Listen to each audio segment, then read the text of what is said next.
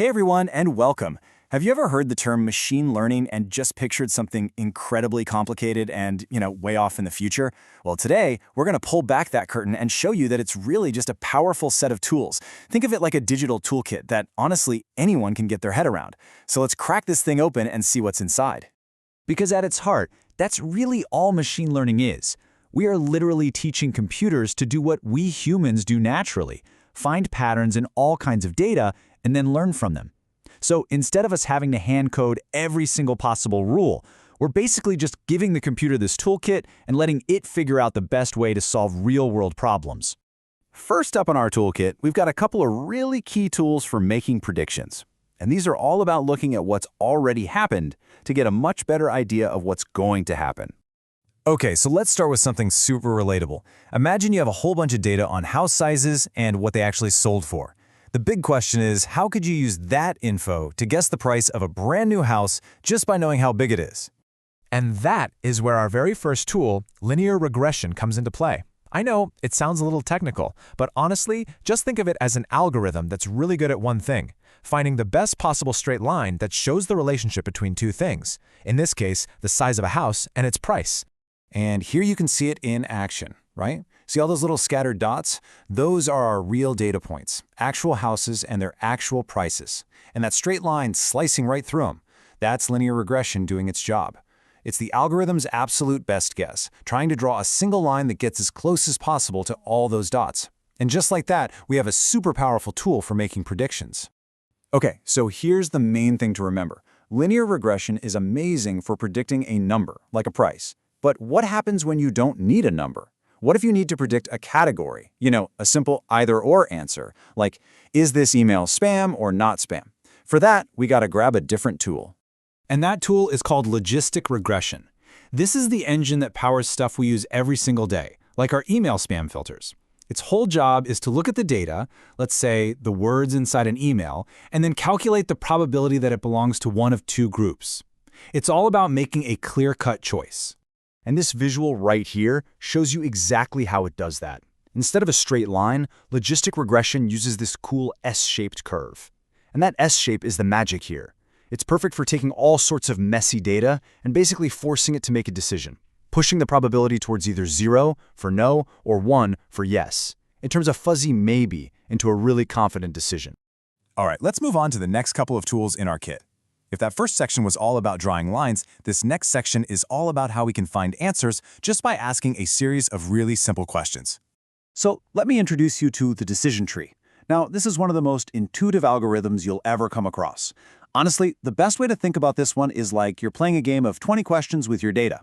The decision tree just asks a series of simple yes or no questions to narrow down all the possibilities until it gets to a final answer. Just look at this diagram for a second. You always start at the top, at what's called the root node, with a big, broad question. Your answer then sends you down a specific path to another decision node, which asks you another question, and you just keep going down the branches until you land on a final prediction at what's called a leaf node. See? It's a really clear, logical path to an answer. Okay, but here's a thought. What if relying on just one opinion, just one decision tree, isn't quite enough to feel confident in the answer?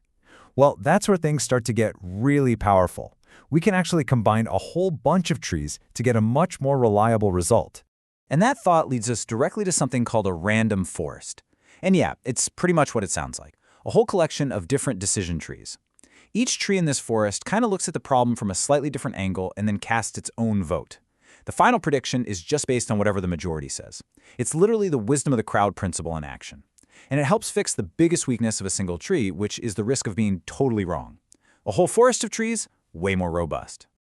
All right, for our last section, we're going to look at two algorithms that are absolute experts at sorting data by finding that perfect dividing line between different groups. First on the list is the support vector machine, or SVM for short. You can think of this one as a master separator. If you've got two groups of data, an SVM doesn't just draw any old line to separate them, it's laser focused on finding the single best line. And by best, I mean the one that creates the absolute widest possible gap, the biggest margin between the two groups. And you can see that so clearly on this slide. Just look at that linear SVM chart. See how the algorithm found that one perfect line to cleanly separate the red squares from the blue circles? It created the biggest possible no man's land between them. That kind of clarity is what makes SVM so incredibly powerful. Okay, our final tool, K-nearest neighbors, is probably the most intuitive one of all.